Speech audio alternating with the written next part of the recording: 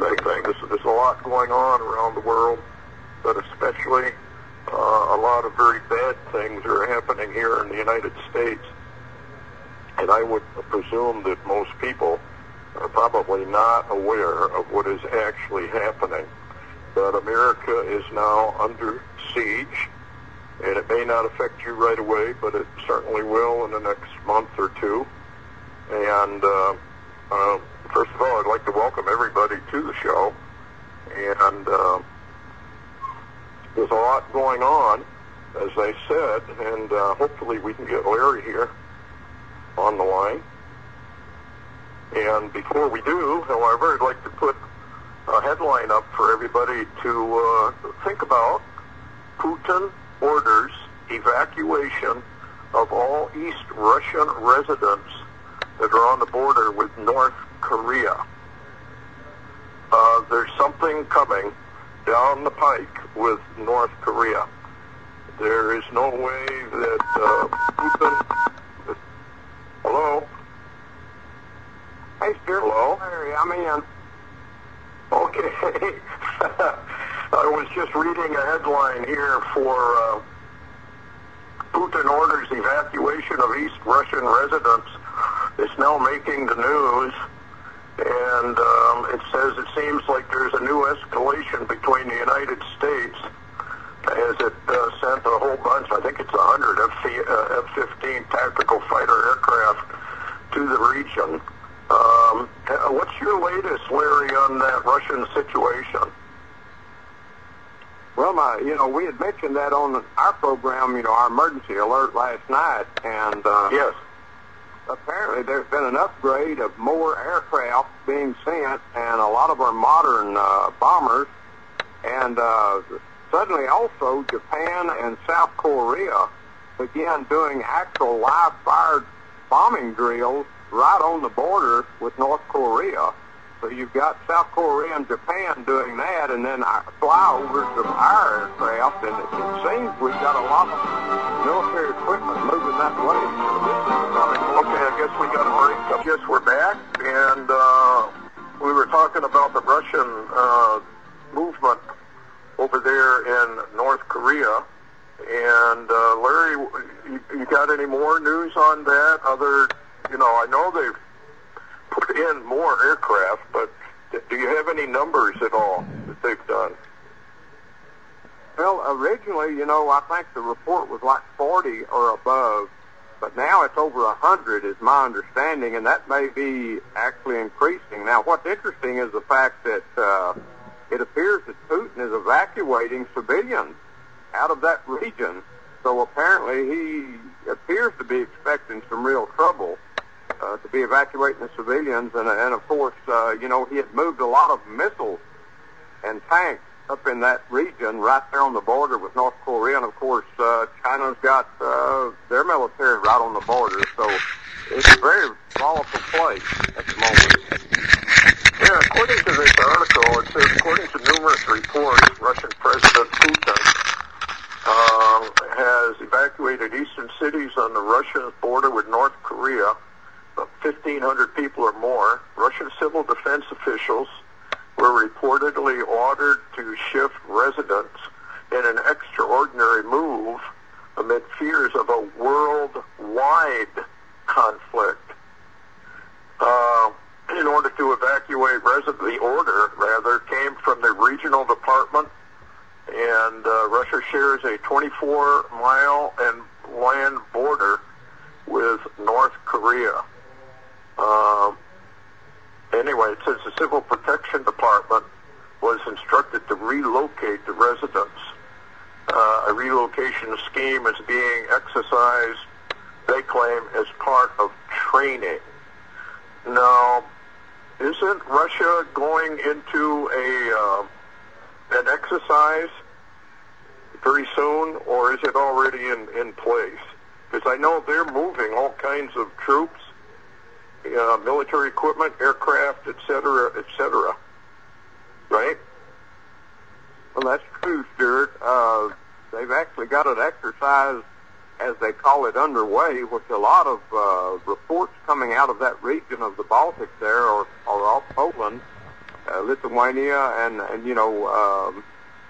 Latvia, that region, is that Putin is moving 100,000 plus troops and tanks and missiles into that area permanently. In other words, he's just not moving. It's not a drill.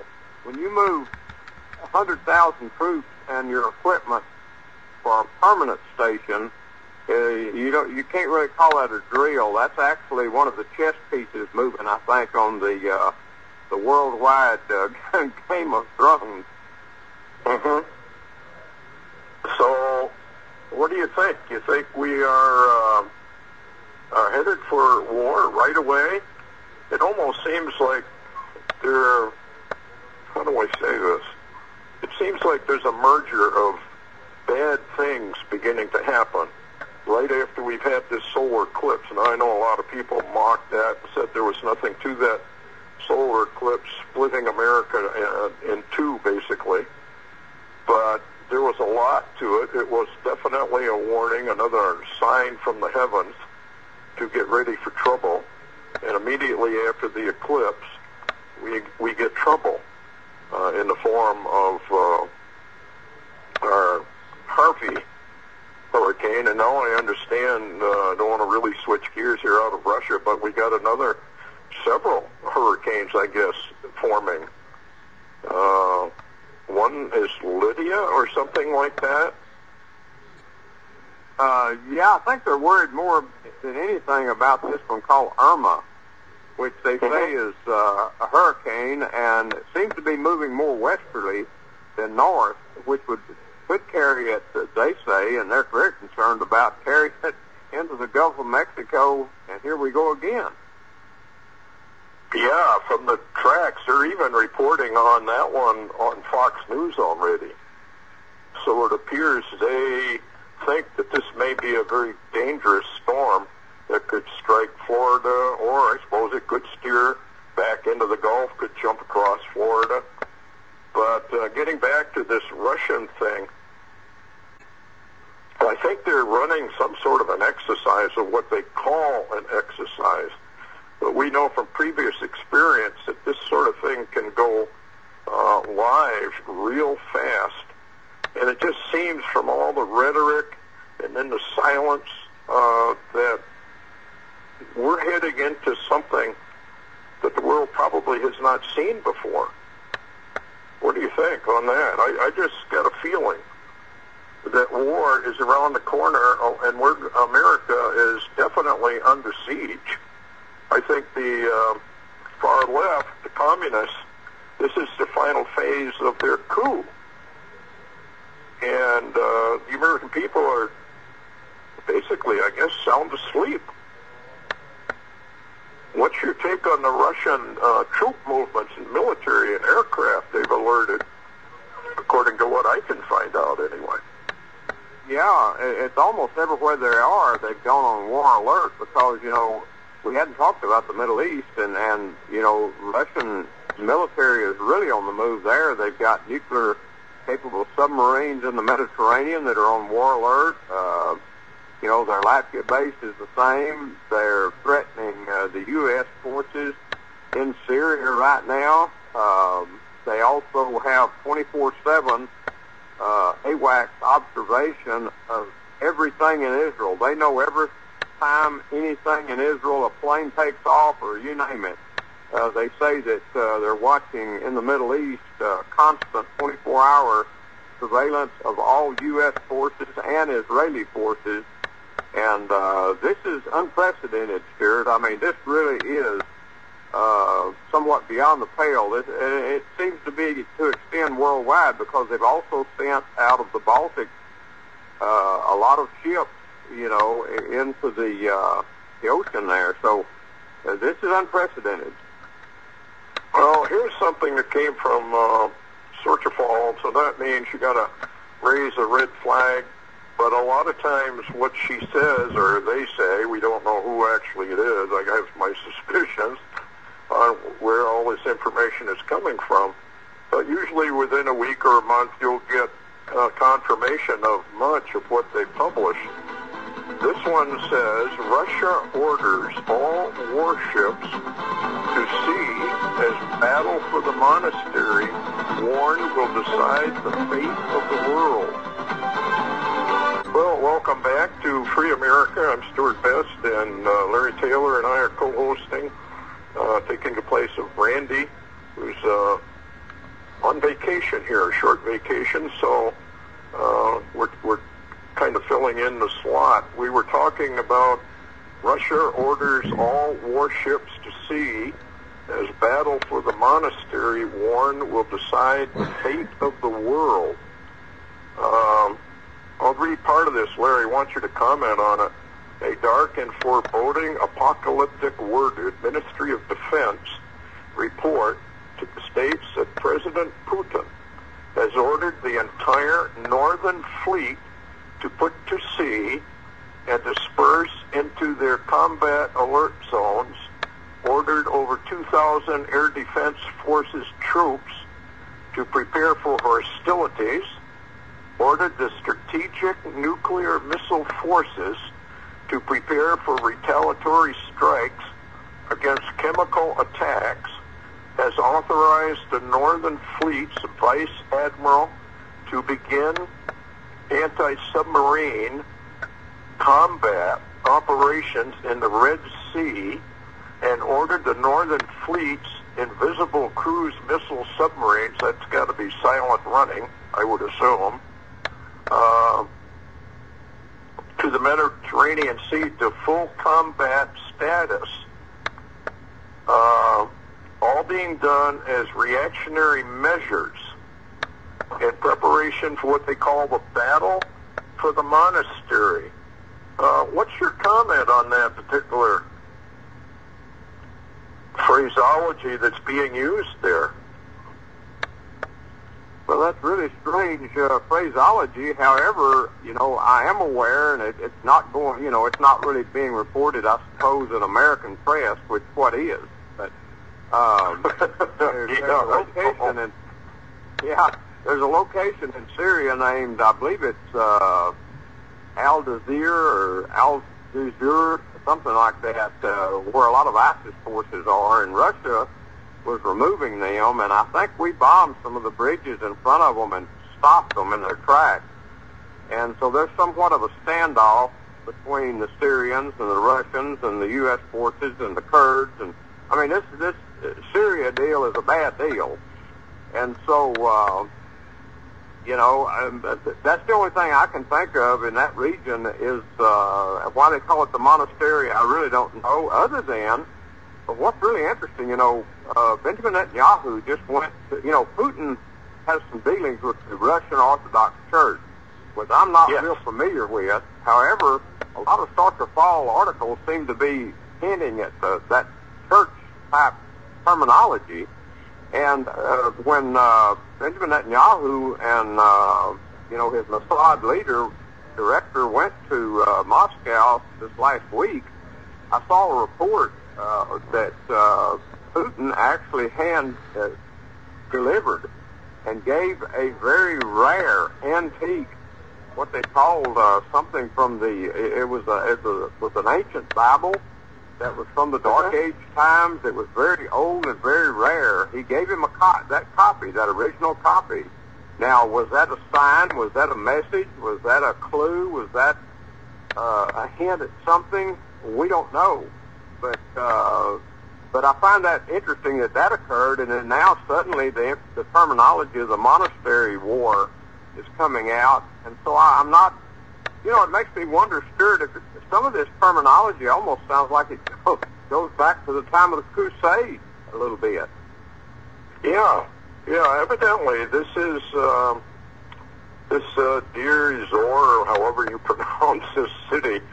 The report explains, actually means monastery of the grove, and is not one of, but the most important city in the entire Levant war zone, due to its location being a strategic route of Iran, which links Baghdad to Damascus via the Badia to Lebanon, and that, since 2005, Russia holds the exclusive rights to its vast and untapped oil and gas reserves. So, as Tandeo's often said, a lot of these fights appear to be actually energy wars. Yeah. So I'm beginning to wonder if this is not an energy war. What do you think about that possibility?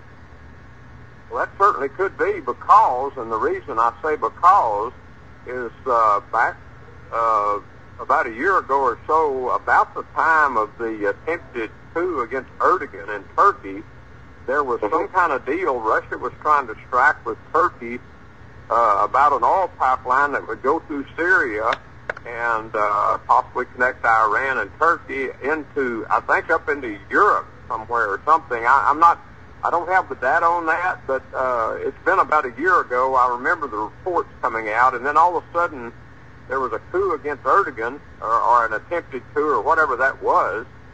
And as a matter of fact, Erdogan claims it came out of Washington, was where it came from, and of course that was under Obama. But here we are now, and really we do know that Putin has been talking to Netanyahu about this Leviathan oil field in the Mediterranean there, off the coast of Israel, that is so big. And then, of course, the Golan Heights, Stewart, they claim now has been found loaded with oil and I suppose natural gas. And now suddenly we're having reports of Russia, the Iranians, Hezbollah, and the Syrians all converging on the Golan border with Israel. So maybe this really in the long run is oil or energy wars. Well, it does certainly make you wonder. And with the U.S. dollar being sort of waylaid as the world currency, particularly in the oil industry, gas industry, it looks like we're going to have some major changes in the economy.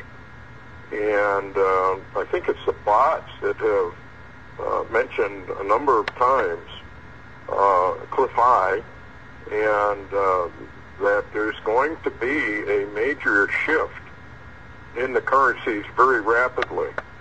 And with some of the reports coming in all over the world that they are fighting a war against cash and trying to force everybody into the digital systems of economics, which ultimately, of course, leads to the mark of the beast as per Revelation chapter 13. So with the combination of energy wars, territorial wars, ethnic wars, it seems like the world is coming unglued. You had a friend who said he had a vision and was told, what was it, war everywhere? All of a sudden, just wars broke out. Yeah, a friend of mine, emailed me that he had an experience where it was like he was somewhere, everywhere he was at in the world, there was war suddenly. I mean, it was just, and you're right on the terminology. He said literally there was war everywhere, and you could not escape it. So I find that very telling. Listen, I talked to Daniel Holdings today. He had called me this morning early and said that there seems to be a lot of trouble brewing in the dollar, in other words, our economy, our stock markets, etc. And he was just letting me know that. And I think you said Williams, I believe, had issued something too. Did you say? Yes. John Williams, if people do not know it, has testified before Congress. He's kind of a rogue economist, but he tells the truth. And the figures that you're getting from the government are totally false. There's no truth in it. The actual unemployment rate is about 22 to 23%. We're in a kind of a stagnation. We're headed towards probably a deep recession, if not a total depression, which kind of leads to Harvey. And Harvey seems like it was targeting the gas and oil industry. What's the latest on Harvey? Have you heard anything? Well, it seems like it wasn't as bad over Louisiana, but they did have a lot of flooding in western Louisiana, but it is beginning to move now. somewhat northeast, and it appears to be moving up towards Kentucky or Ohio, up into that region. And so it's basically leaving, and it's downgraded now to a tropical, I think they call it depression. And so it's mainly rain, maybe a little wind, but mostly rain. And I think their main concern now is Irma coming in, because at the moment, and they are really talking, I think Rick Perry today, the Energy Secretary, had warned, we're about to see some price hikes. We really are, and they are warning also, we're about to see some gas shortages in parts of the nation. They said that they're having great difficulty. Even that, I think they call it the Colonial Pipeline to the northeast out of Texas, Louisiana, is shut down. So, and of course, I shared with you earlier how that, and they're not reporting this, but the debris that is in the ports, the southern ports, along with cargo ships that are hung on the debris, and so they can't even bring the oil in to pipe it. So they're very concerned. They're not really saying much, but we may be having some oil trouble. Yeah. A lot of people are beginning to figure out, and I've had some people send some really interesting pictures of radar and energy spikes in and around Harvey when it was really not forming into a hurricane and really suddenly did weather warfare and targeted Texas.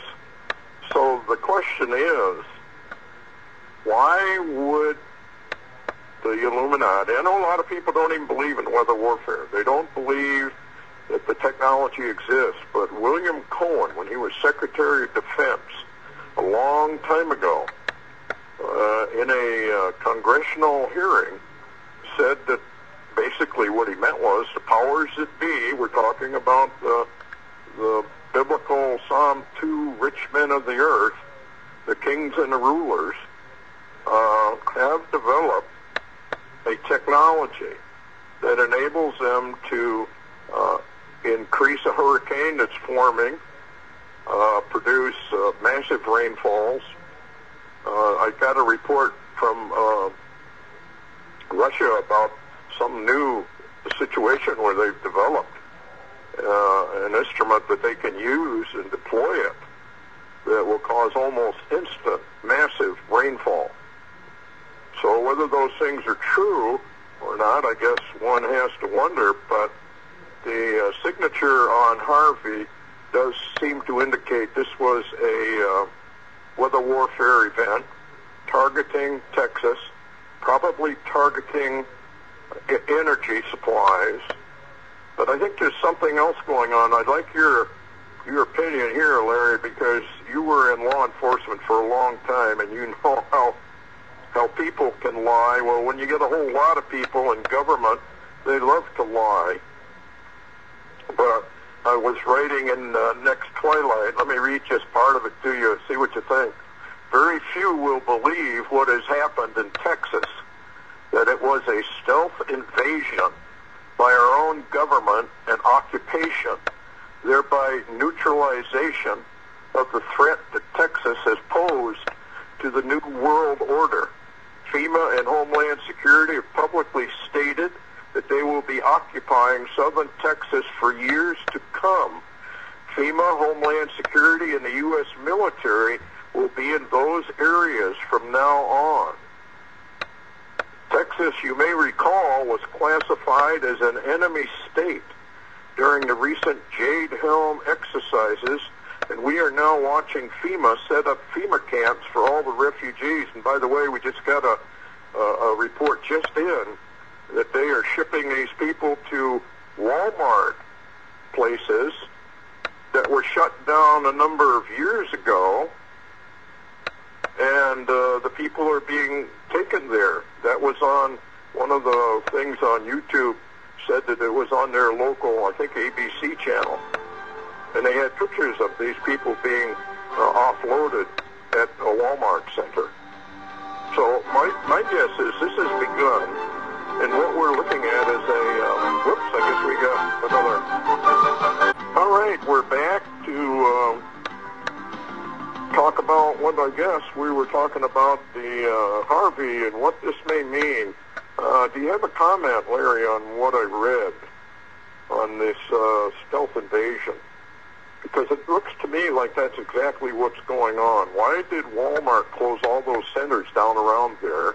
Why did Jade Helm call Texas an enemy state? And, they have for a long time. Texas is a very independent state. And the New World Order cannot allow independent states. It's just a no-no. You can't have that. What do you think?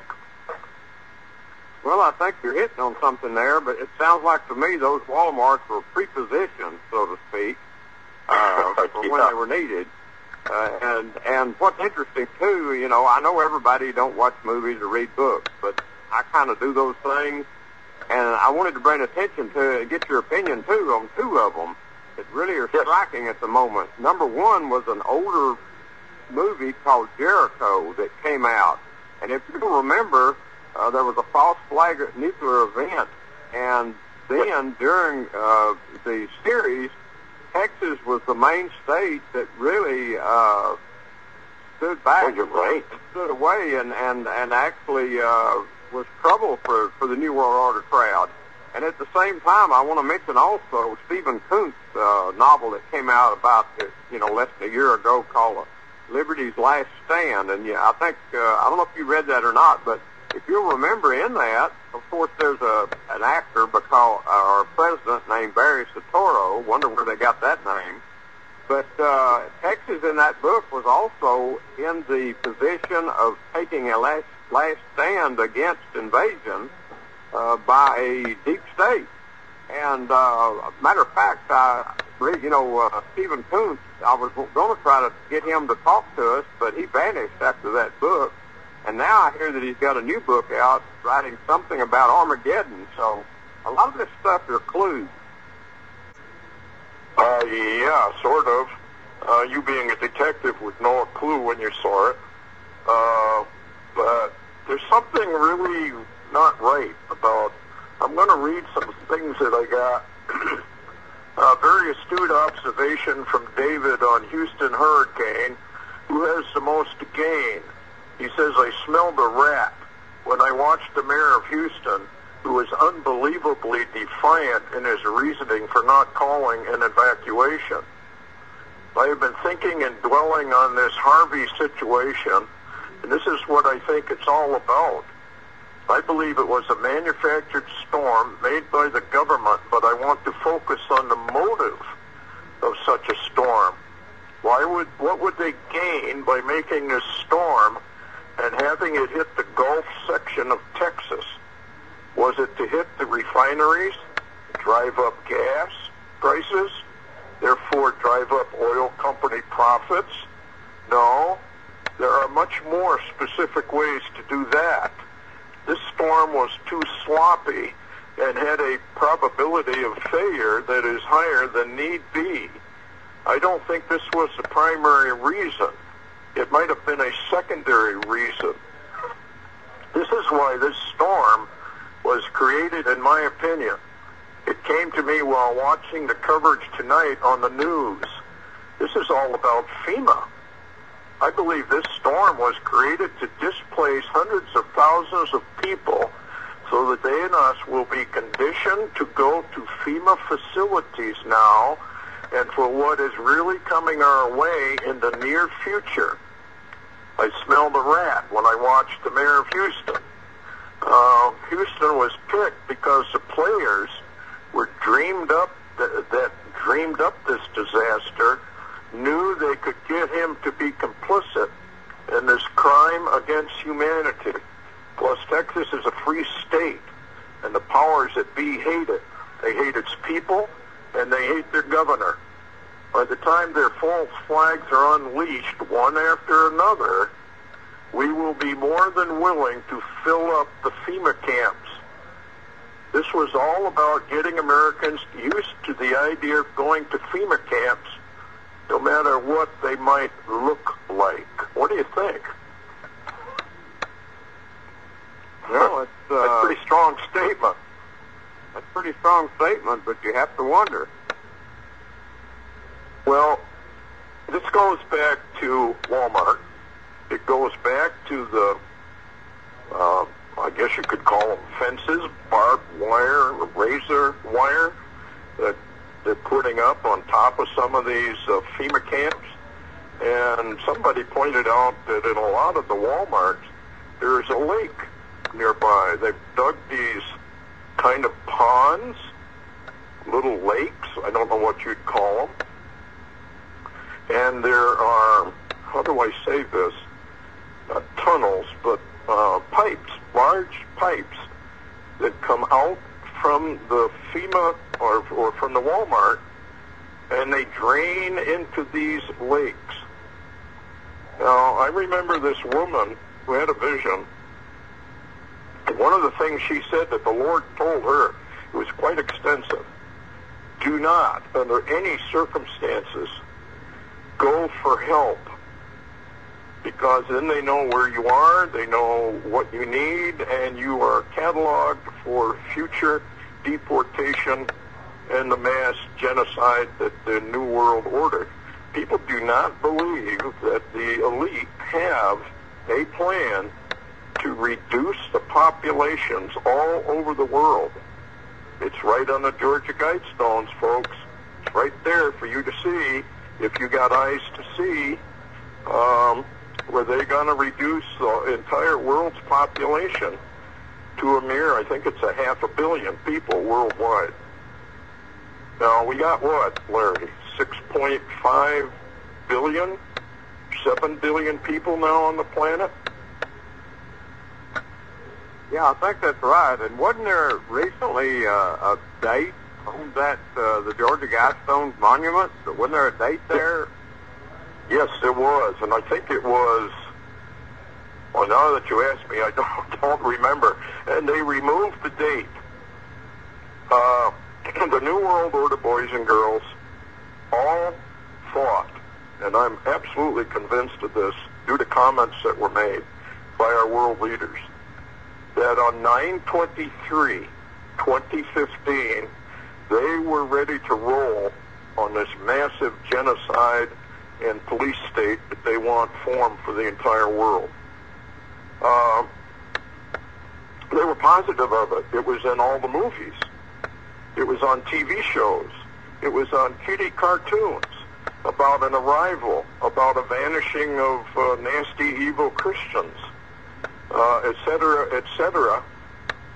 And then 9/23 came, 2015, and all we saw was Pope Francis shaking hands with Obama on 9/23 at 9:23 in the morning. And basically, that's all that occurred. And so, all of the things that these movies portrayed to come to pass on 9/23, Hoover Dam breaking, tsunamis, an arrival of the fallen angels. Of course, they didn't call them fallen angels, but we know that's what they are. And I guess we got another break.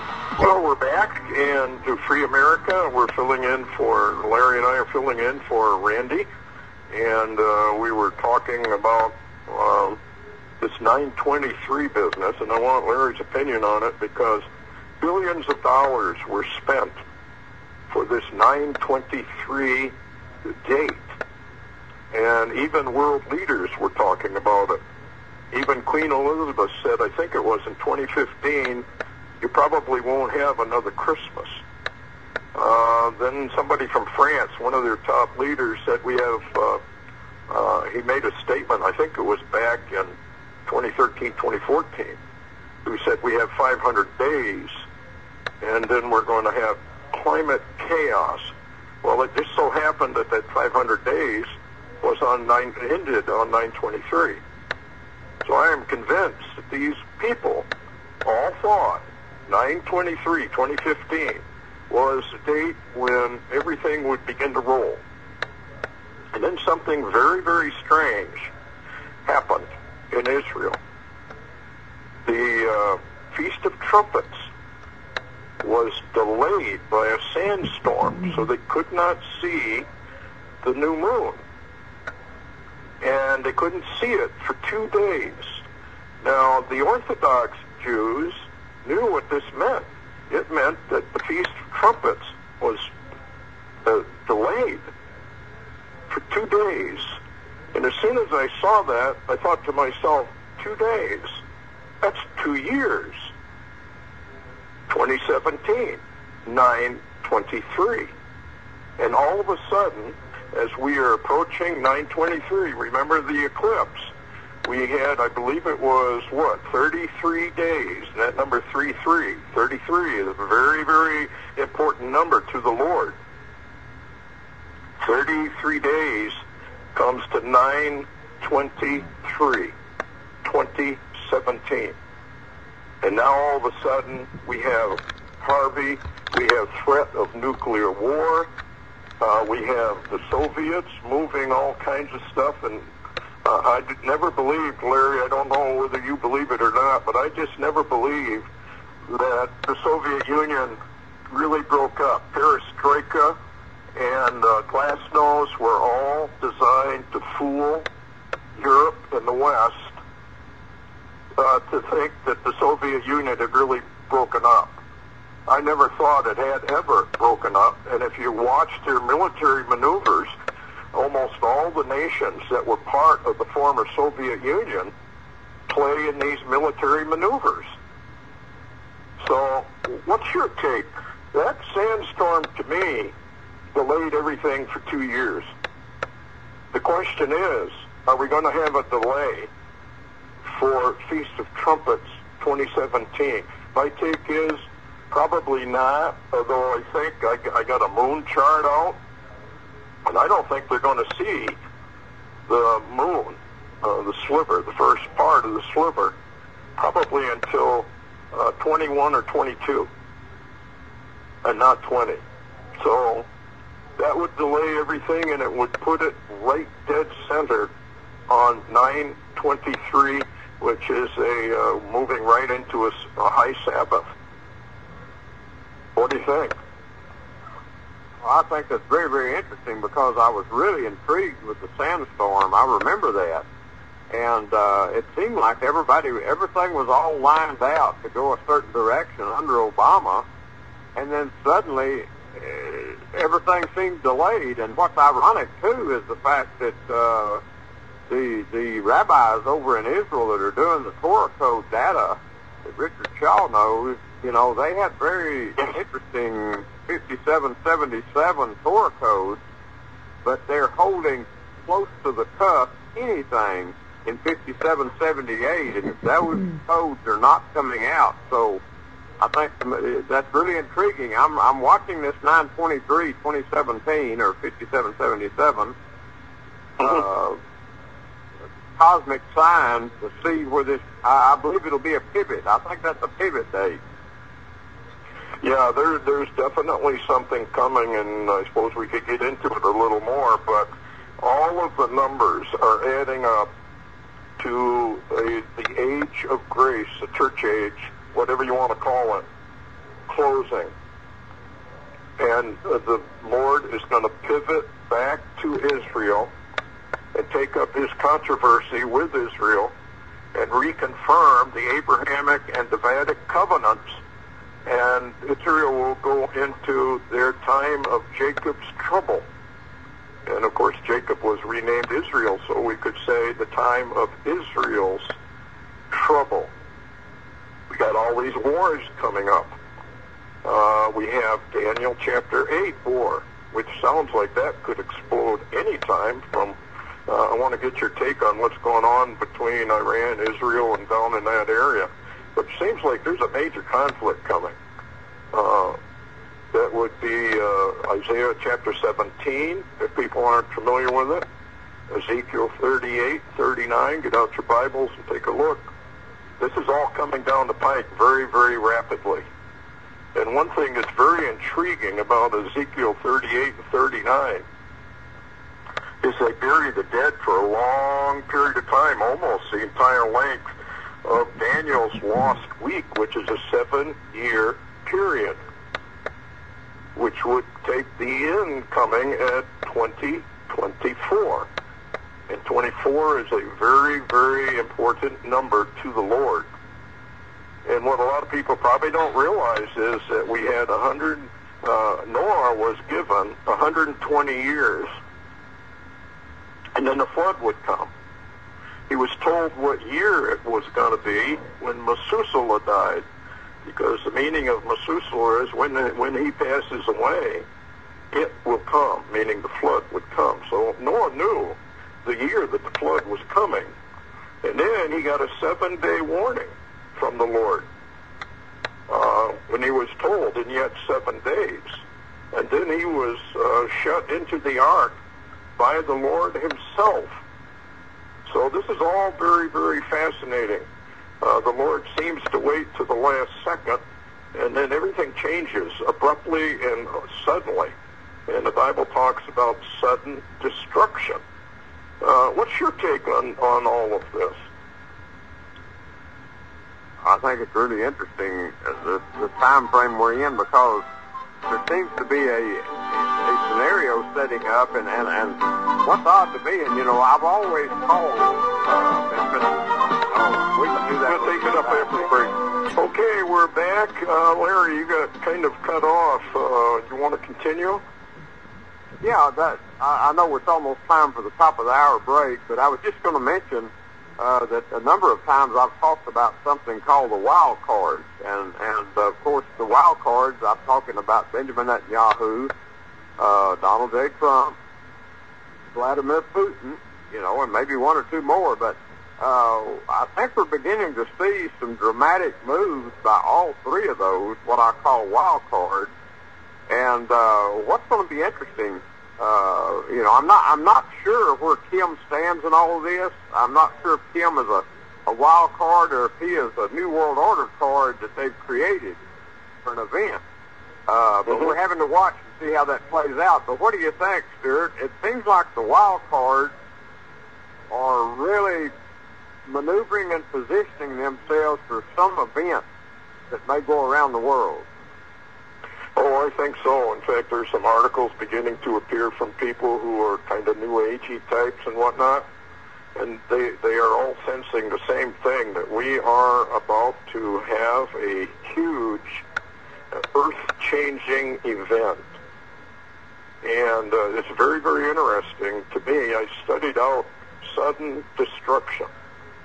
And the only thing that it could be sudden destruction that I can find scripturally anyway is the removal of the church of Jesus Christ, which would bring about if the entire corporate church were to be removed. And I think if you read Revelation chapter 2 and 3, you have the 7 letters to the 7 churches.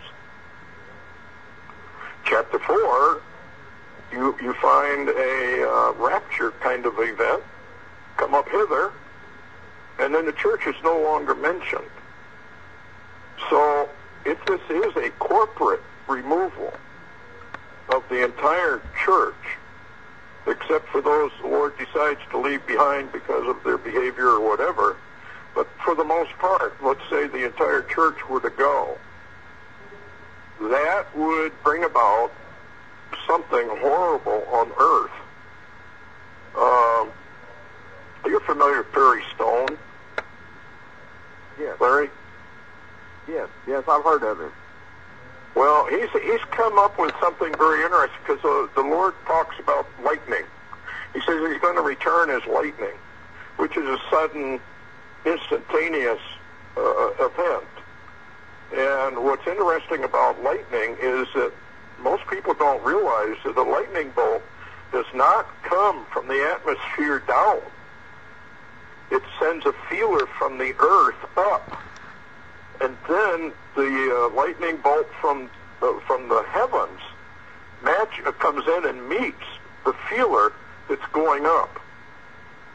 And he's made the assumption, and it may not be real or true, but it sounds very fascinating, that he did say his return for his people would be a snatching away And it's just fascinating to me that that's a violent removal, as lightning is very violent. If something like that event worldwide were to take place, the church, the whole world would be totally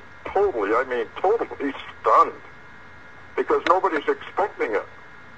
In fact, there are a lot of people out there on YouTube that are pointing to 923 as the actual rapture of the Church of Jesus Christ. And we can get back into that, I guess, when at the top of the hour afterwards. We're back, and I'm Stewart, and we got Larry on board, filling in for Randy. And please remember, the radio station here needs donations. They need help to keep everything going. And our call-in number is 877-254-7524. Larry, you still with us? Yeah, I'm here. Okay. What do you think about all of this with the timing? It seems very, very suspicious to me that all of this stuff is now happening just as we enter into this, what did we call it? The eclipse that occurred on August 21st. And we had 40 days to the Feast of Atonement. And so a lot of folks went back to reread Jonah. And remember, Jesus said, the only sign I'm going to give an evil and adulterous generation is the sign of Jonah. Well, that would, the Lord gave them 40 days to repent. Okay, so from the eclipse, and now Harvey, have you heard any church anywhere talk about possible judgment from the Lord, even if it's engineered? A lot of people don't realize this, that even if it's engineered by the Illuminati and it's weather warfare, God is allowing it. And that's a key point. He's allowing it to happen. So he's using them to bring judgment. And what do you think? I personally believe that this is just one of several, how do we call them, as Red Oak would say, spankings from the Lord. Do you think the 40 days to the Feast of Atonement is possibly a repeat, and that America has 40 days to repent? But I haven't heard anybody talk about any repentance. I'm not even sure they know what the word means, actually. What do you think? Well, I really think that you and I are dinosaurs. Probably been here on the planet. We've probably been here on the planet way too long and should have already been extinct. And you and I are the only one that talked about a word called repentance. I just simply haven't heard it. But we're in a very interesting time, because they called that eclipse, if you'll remember, they called it the American eclipse. And suddenly, yes, right after that eclipse, all this strange stuff begins happening, and things begin to go south militarily, economically, I guess you could say earth change-wise. I mean, we begin to have all these troubles suddenly, and, we're being projected towards a 923 cosmic sign that you and I talked about being a pivot from the age of Gentiles, so to speak, or the church age, pivoting back to Israel, and what's going on there. And this is what's interesting to me, Stewart. Suddenly, during this time frame, you remember Henry Groover, and I know you remember, yes, Red Elk, but both of those, Henry Groover and Red Elk, both claimed divine warnings of a coming invasion or attack on the U.S. and troubles in the world and all this other kind of stuff. And, you remember Henry Groover, I think, from some castle, maybe, I can't remember, Ireland, Scotland, somewhere. He was shown, he said, when all the Russian ships come out of the north, he said, take that as a red alert. Remember that? Well, they already are coming out of the north. Putin just ordered them out of the whole northern fleet. Oh. Yeah. keep going. So we've got to really watch. I think this is a very critical time frame between now and the 9/23 date, and where this may go, we don't know. But we're hearing the terminology from all around us. We're going to build back better and stronger, and we're strong, and you can't put us down. Blah blah blah blah blah. But that's the exact wordage that Jonathan Kahn talked about that happened to Israel and the U.S. before 9/11. Remember, he said that wording brought the destruction. Yes. Obama even signed that statement on the top girder of the One World Trade Tower. And we will come back. I can't remember the exact wording, but it was, we will come back, we will rebuild, and we will be stronger. Well, Donald Trump just said the same thing when he was down south. We will come back. We will rebuild. We're not going to be defeated. And so there is apparently no, how do I word this? It's kind of difficult to word it. But it seems like there's absolutely no recognition of the possibility, of even a remote possibility, that this is a warning from the Lord. And I was doing some research on this Columbia situation where they, the levee broke, and how that all ties together. Columbia actually is another name for the United States. A lot of people don't realize that, but it actually is. Let me read you something. Columbia this is from Wikipedia, and you can find it a lot of other places as well. Columbia is a historical name used by both Europeans and Americans to describe the Americas, the New World, and often more specifically, the United States of America. So here we have Harvey. It dumps trillions of tons of water into that area. The Columbia Lake levee gets breached. Now, do you remember the Columbia space shuttle? Oh, yes. And it broke up on its re-entry into thousands of pieces, actually. But it broke up over Texas. Exactly. So I think we're being told something. I really do. I think the Lord is telling us, look, start putting this stuff together. Okay, we're back to Free America, and I'm filling in for Randy, and Larry's filling in for Randy here. We're trying to get as much news out, I guess, as we can. We were talking about the Columbia Space Shuttle and how it broke up over Texas.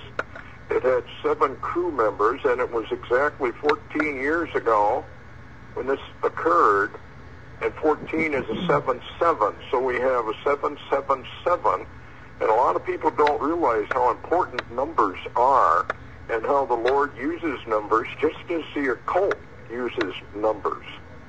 And so it's kind of interesting that we had the levee break, and it was called the Columbia Lake Levee. In other words, it was breached, which means that America is breached. Now, we know from Jeremiah 50 and 51 that America is now filled with enemies. They call them fifth column operations. And the Lord said he's going to fill America with these people. And when the signal is given, they're going to rise up. And mischief will come in the cities, and the cities will burn. And then we will be attacked from the outside as well. In other words, they bring us down from the inside as well as from the outside. What I wanted to do, though, here was take a look at what Kimmy, the whiz kid from North Korea, their diabolical leader, launched a missile over Japan. And if we could say that Japan is in reality the Columbia Levee, Kimmy Boy has breached the levee with a nuclear missile, telling us that America's levees, and we do have levees, by the way, it's right in Scripture, they don't call them levees. It says we sit in the middle of the seas. We have the Pacific, we have the Atlantic, we have the Arctic, the Gulf, all surrounding the United States.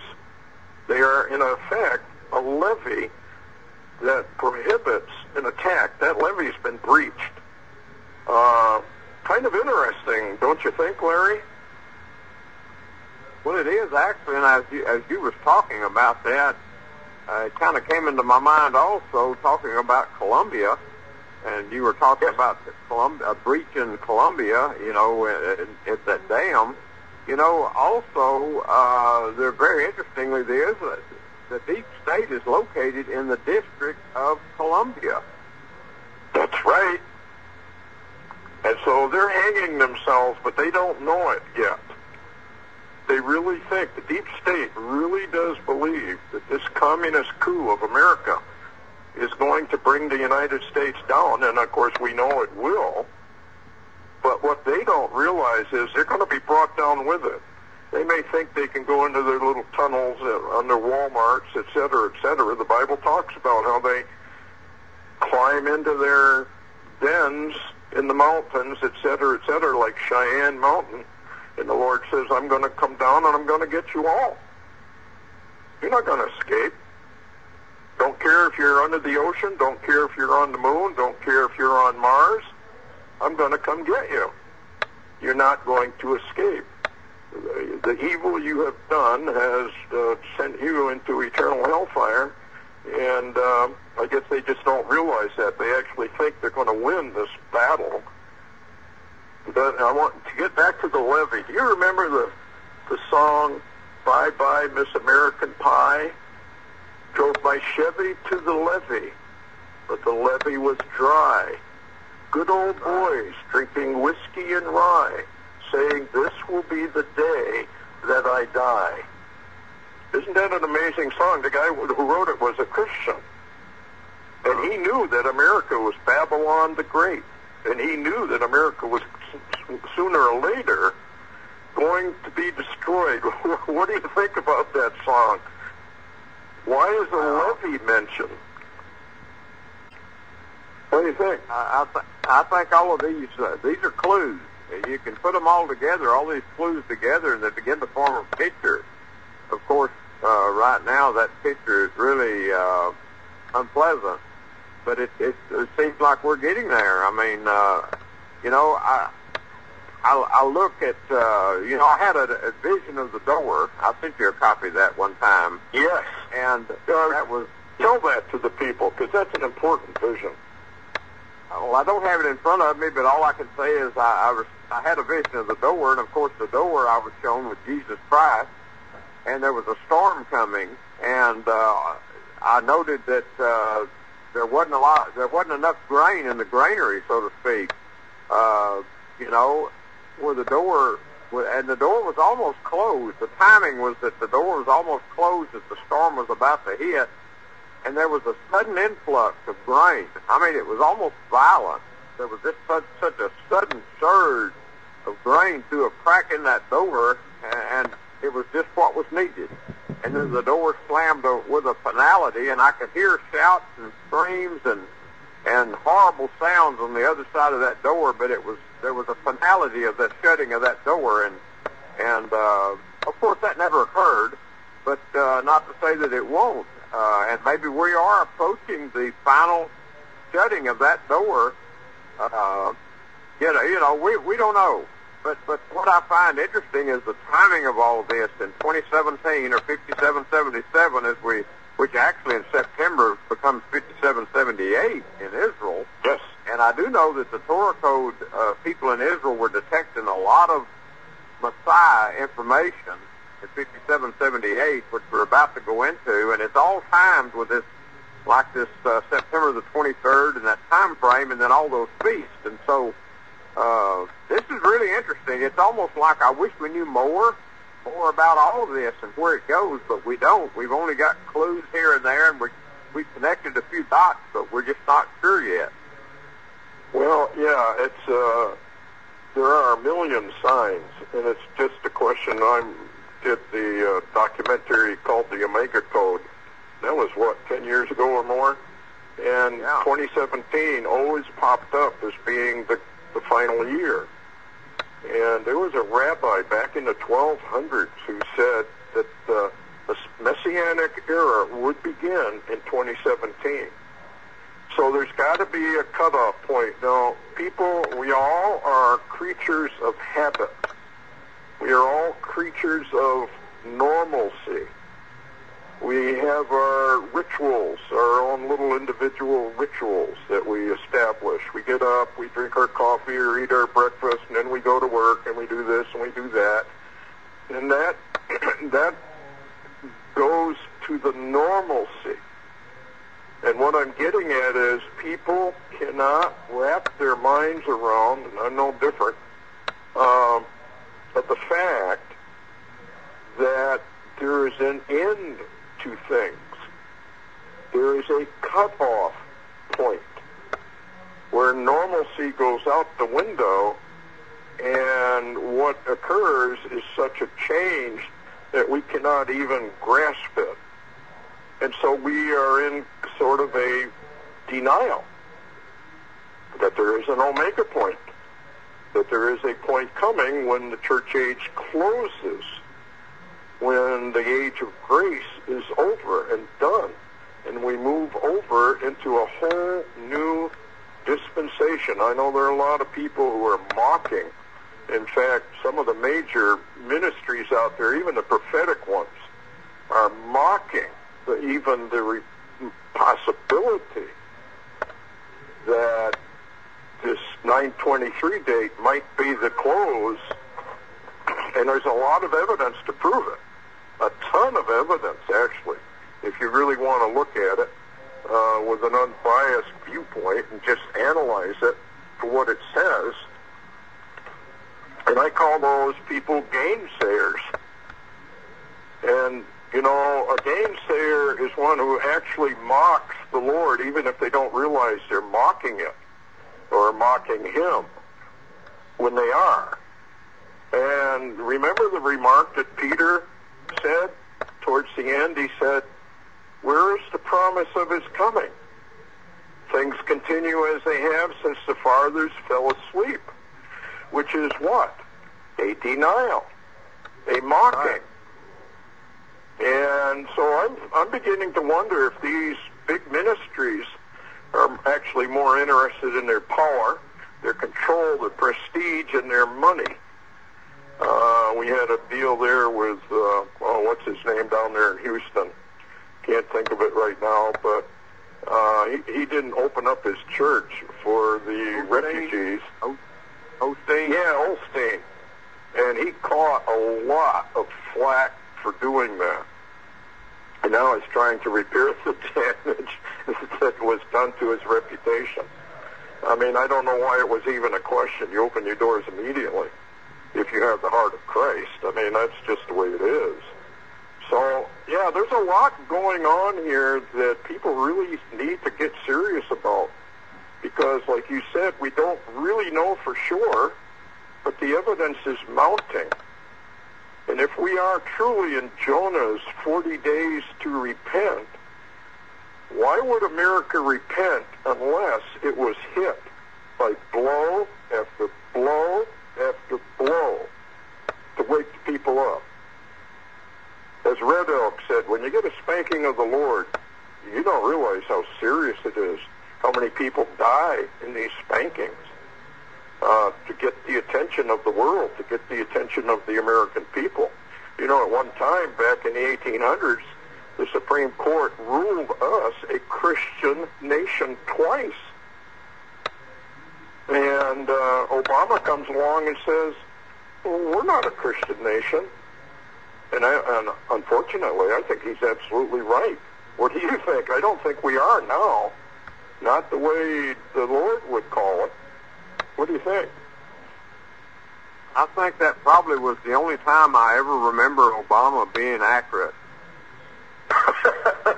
Yeah, sadly, you're right. You're absolutely right. He was accurate. And so the Lord is... Yeah, go ahead. Yeah, I was just going to mention at that point, I was going to ask you, over, the 8 years of Obama, basically, and then even up till now, where is the voice of the church? Have you heard it lately, other than just a few scattered individuals? Have you heard the so-called church world anywhere? And I'm not talking about no pope now, okay? I'm not, that's another story. But the so-called Christian church world, where are they? I don't hear from any of them anymore. Well, it was an interesting comment. You're familiar with Scott, what's his last name? I can't think of him. Scotty, they call him Scotty. But anyway, he was making the comment that it seems like the Lord has used nobodies that nobody ever knew. And they are the ones who are warning about 923 this year. Yeah. And they are producing evidence after evidence after evidence. In fact, one of them said, I don't see any way around this. I've been looking for a way around it. I've been looking for a way to join the gainsayers, that there's nothing here. And by the way, folks, we're talking about a star sign in the heavens that occurs on 9/23. It involves Leo and Virgo. It involves Jupiter and what is called the birth of the man-child. And that birth of the man-child is the church. I don't think there's any question about who it is. And it says that the man-child was snatched up into the heavens just before the New World Order boys and girls came along to destroy the church, which has been their mission, Psalm 2. People really need to talk about Psalm 2, right, Larry? I mean, you've mentioned several times, it seems like Psalm 2 doesn't even exist. Yeah, that's very true. Psalm 1 and maybe 3, but Psalm 2 is unheard of. But I was going to ask you, if you would describe that star sign. I don't know how quick we are coming up on a break, but a lot of people may not realize what you're talking about that much on the cosmic star sign that we're approaching 923. Okay, we're back and filling in for Randy. Larry Taylor is with us, and I'm Stewart.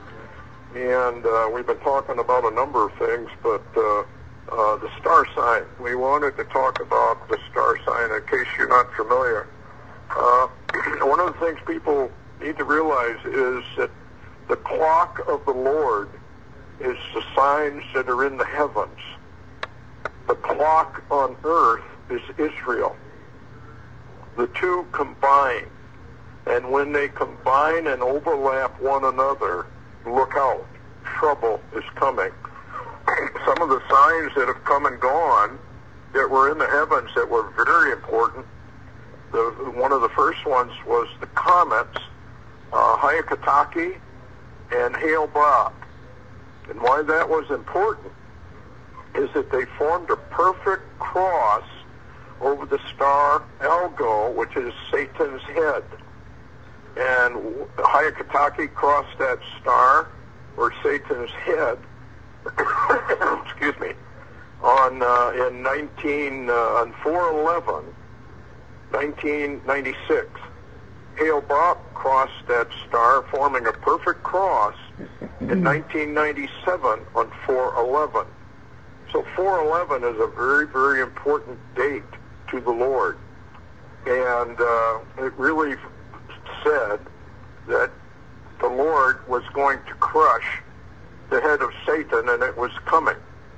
20 years later from Hale-Bopp is 2017 for the crushing of the head to be completed. Then we had the lunar tetrads, which were very, very important because they occurred bookending the Jewish, or really the Lord's feast days that Israel observes. and that was Passover and Tabernacles twice, bookending the the Lord's 7 feast days that Israel is to observe.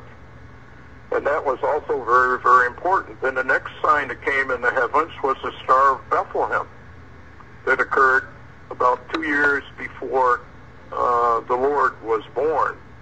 And that was the star that the wise men journeyed forth to Jerusalem. And then we had, what a lot of people don't realize, they call it now the Conception Comet.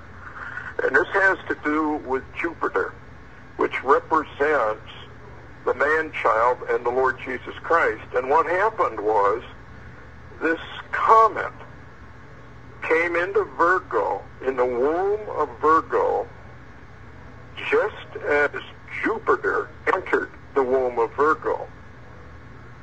And it's the only time it's ever come in there, and then it departed, and that's why they're calling it the Conception Comet. Because in the womb of Virgo, Jupiter just sits there in retrograde for the period of a normal human gestation period. And then it leaves. Jupiter is about to leave Virgo on September 11th, I believe, having looked at it very closely. There's 2 dates they're giving, 9/9 and 9/11.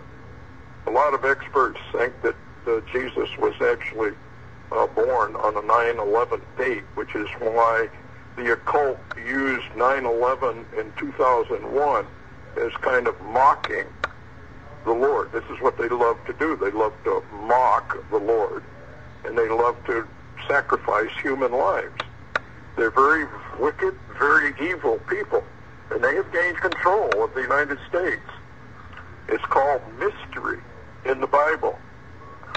So this Virgo Leo sign is occurring, and there's something going on here because Virgo has always had a crown of 12 stars that lies just to the north of her head and over to one side. But on 9/23, we have another crown of 12 stars that will form only on that date. It has, I guess they claim the last time it formed was something like 7,000 years ago. So it's very, very rare. And this is coming into alignment exactly on 9/23, and I believe probably because of the way the Feast of Trumpets and the sighting of the new moon will be the end of the Feast of Trumpets, and the last trump will blow. And what's also very fascinating is that we have a president named Donald Trump. He will be the last Trump for the United States. He's here for judgment. He's not here to rescue America. He's not here to turn it around. He's here to judge America. And lo and behold, we're being judged. Larry, you probably remember he went to Phoenix and gave a speech. Well, a lot of people don't realize that the Phoenix, or the city Phoenix in Arizona, was formed 120 years ago. The same time that the Jewish Congress met to form the nation of Israel 120 years ago. Isn't that amazing? Wow. Yeah. So you got all of this coming together. And I guess I'd have to ask the question, how many times does the Lord have to beat us over the head with signs and all of this before we begin to realize what's really going on? So the next thing after the Conception Comet is probably the birth, or Jupiter leaving the womb on a 9/11, and I'm very, very suspicious we are going to have a major false flag event. And when I say false flag, folks, I'm not saying it's not real, and I'm not saying that a lot of people aren't going to die in it, because they probably are. What I'm saying is that a false flag is an event that is perpetrated by the Illuminati to advance their agenda to a new world order, the order of Antichrist. And remember that Antichrist comes at an appointed time. He can't show up before, and he cannot show up after. He has to show up exactly on time. What's interesting is that the feast days, the word seasons in Genesis, where the Lord says, I use the sun, the moon, and the stars for signs and for seasons. The word seasons means appointed feast days. Guess what? Trumpets is an appointed feast day. 9/22 or 9/23, depending on when they find the sliver of the new moon. So there's a lot of things that are coming into this whole thing.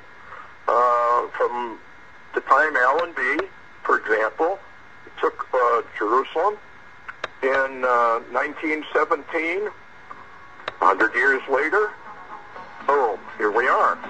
All right, we're back and filling in. I'm Stewart Best, and I'm filling in for Randy Yarborough, and we have Larry Taylor filling in as well. And we've been discussing the cosmic signs. And I just wanted to include one thing. After the conception comet came through, which it almost assuredly tells us something, because that comet hung out way, way, way away from Virgo forever. And then suddenly, just as Jupiter is entering the womb of Virgo, the Virgin, the sign of the Virgin in the heavens, this conception comet rushes in and impregnates Mary. Now that cannot be a coincidence. That is by design, and the Lord is just pulling out all the plugs to warn us that something is coming. But the one thing I wanted to add, after the conception comet came through, we had the eclipse on 8/21, and now we're looking for the birth on 9/11, and then the full sign occurs on 9/23. What do you think, Larry? You think they're going to pull a huge false event on 9/11, another one? Well, we've got to watch and see, but I've got a couple of posts here I want to tell you about and get your opinion. Skywatch TV posted today, rabbis out of Israel are saying that the North Korean missile breach over Japan opens the door for Elijah the prophet, and they're claiming now that that is a sign that they take, making it the time for Elijah's appearance. And I find that interesting. And the other thing I wanted to mention and get your comments on a little bit too, you talked about another 911 or another disaster. Yes. I know you've kind of paid attention lately to all the Mothman sightings around Chicago itself, and they're nonstop. This is day after day after day after day that this is going on. Yeah, and that's sort of the paranormal merging into the to our time-space continuum. There's a lot of that going on. And one of the names, by the way, for the Feast of Trumpets, the guy did some research. You know how people call, like Thanksgiving, they'll call it Turkey Day or Football Day or whatever, and everybody knows what is meant by that remark. Well, in ancient Israel, they called the Feast of Trumpets various names. The 11th name is really something else. It means opening the gate. Wow. That's kind of what the New Age talks about. You remember that prophet over there, I can't remember where he was from, but he said he brought in this issue of the cosmic wave coming. And Dr. Paul LaViolette, of course, has written a book, Earth Under Fire, an excellent book for people who really want to get into the scientific aspects of it. But But the Milky Way becomes very active occasionally and sends out huge cosmic and gravitational waves. The Milky Way is about 25, I can't remember whether it's million or billion or trillion light years, I think it is, 25,000 light years away. So we are now seeing activity at the core of the Milky Way. They're photographing it, which indicates that there is a gravitational wave and a cosmic wave coming through.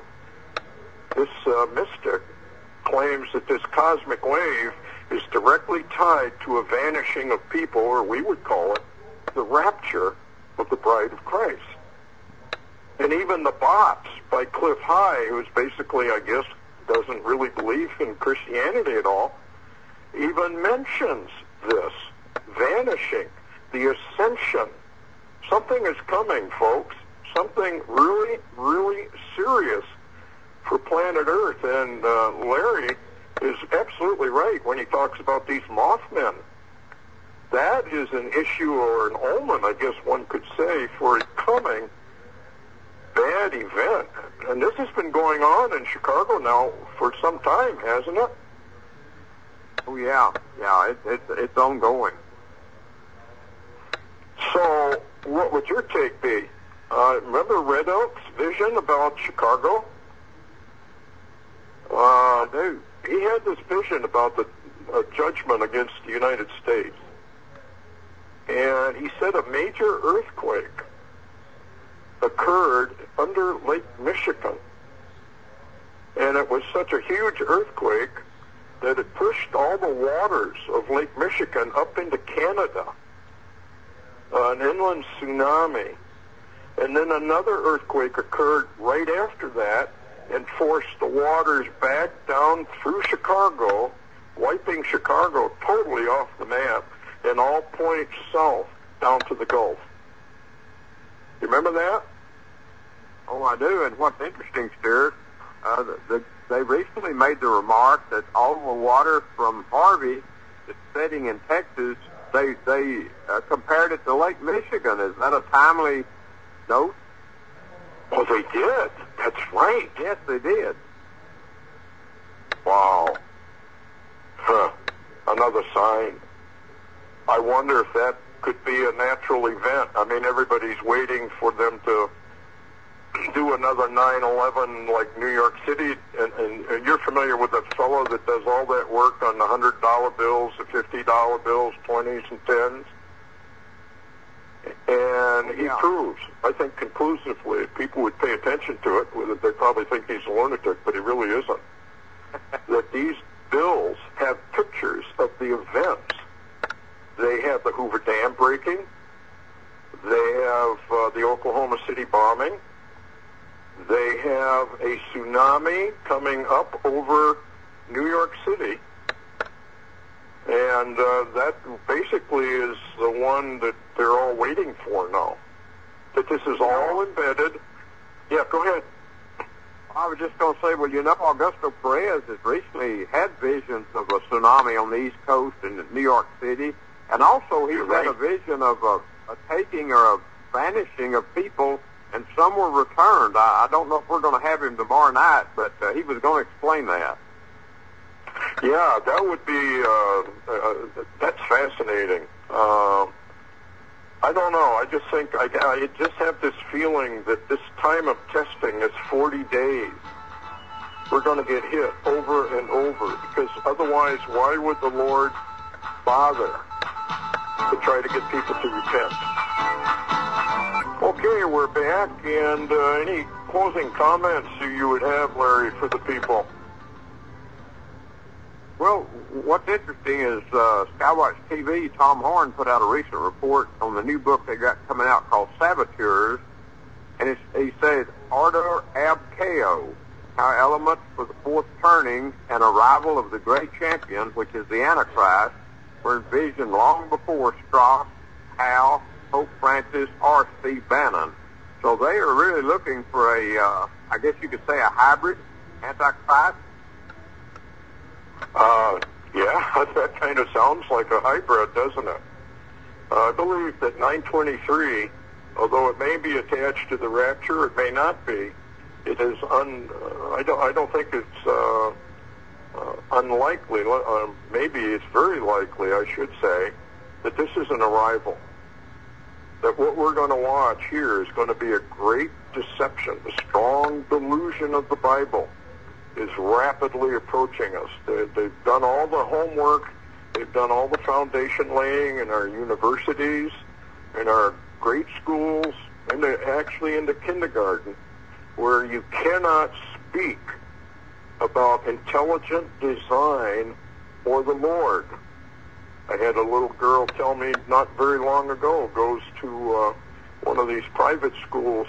She said, the teacher cannot mention God or Jesus Christ, because if they do, they'll go to prison. Now, this is from a little 8-year-old girl. Wow. So this is how far we've come, folks, and this is how far the American people, have let this go. It is the American people that have let this go.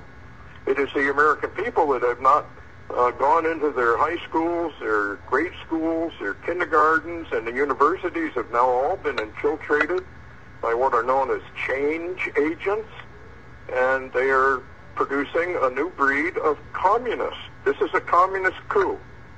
It's nothing more than a communist coup that's taking place in America. What's your take on what's going on with Trump? He's getting rid of the nationalists and surrounding himself with globalists.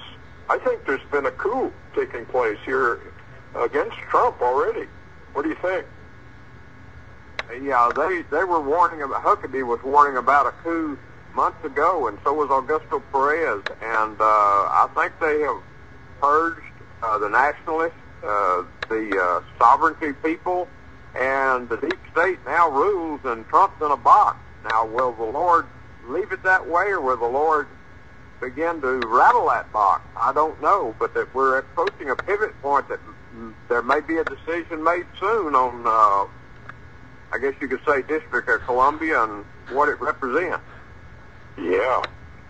Well, the whole thing, folks, is coming to a head.